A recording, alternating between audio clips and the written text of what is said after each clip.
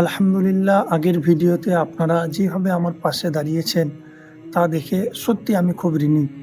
আপনারা যে আমাকে নিজের পরিবারের মতো ভাবেন এটা দেখে আমার সত্যি খুব ভালো লাগলো।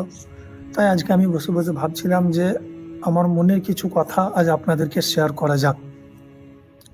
আমি একজন মসজিদের ইমাম হওয়ার পাশাপাশি এই যে সোশ্যাল মিডিয়ায় ভিডিও বানাচ্ছি, ইসলামিক কনটেন্ট বানাচ্ছি, এর পেছনে কিছু কারণ আছে।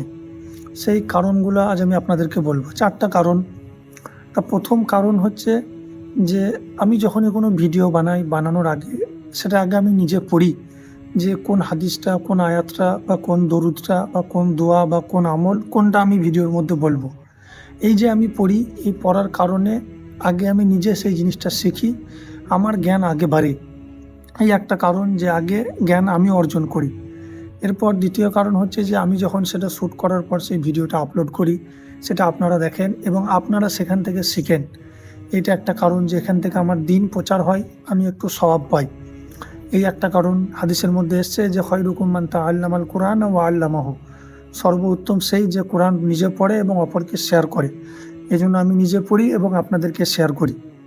আর তৃতীয় কারণ হচ্ছে যে আমি আগের ভিডিওতে বলেছিলাম যে আমার মসজিদে বেতন একটু কম, ৫,০০০-এর মধ্যে আছে।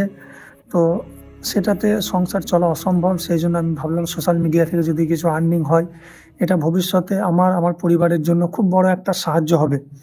কারণ আমি আল্লাহর কাছে দোয়া করি যে আল্লাহ আপনি আমাকে এতটুকু টাকা পয়সা দেন যেন ভবিষ্যতে আমার পরিবারের কারোর যদি কোনো বড় রোগ জ্বালা হয়, কারোর কাছে হাত পাততে যেন না হয়। তো এই একটা কারণ আর্নিং। আর চতুর্থ, এটা কোনো কারণ নয়, এটা আমার শখ, মনের ইচ্ছা। যেহেতু আমিও গরিব ঘরের ছেলে, তাই আমি যখনই কোনো আমার থেকে গরিব অসহায় মানুষকে দেখি যাদের সাহায্যের প্রয়োজন কিন্তু কেউ সাহায্যের জন্য হাত বাড়ায় না, তো আমি ভাবি আল্লাহ কোনোদিন যদি আমার রিজিকে বরকত দেয়, কোনোদিন যদি আমাকে ক্ষমতা দেয়, তা সবার আগে আমি তাদের পাশে দাঁড়াবো। আর ইনশাল্লাহ আল্লাহ রিজিকে বরকত দিলে অবশ্যই অবশ্যই আমি দাঁড়াবো। যদি আপনারা আমার পাশে থাকেন তো আপনারাও একদিন আসবে, দেখতে পাবেন। তো এই কিছু কারণ, যে কারণে আমি ভিডিও বানাই।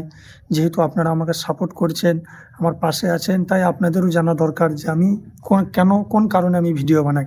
এই যে আপনাদেরকে বললাম। এবার আপনারা আপনাদের মতামত কমেন্টে এসে বলে যাবেন। আমি তো সবার কমেন্ট পড়ি এবং রিপ্লাইও করি।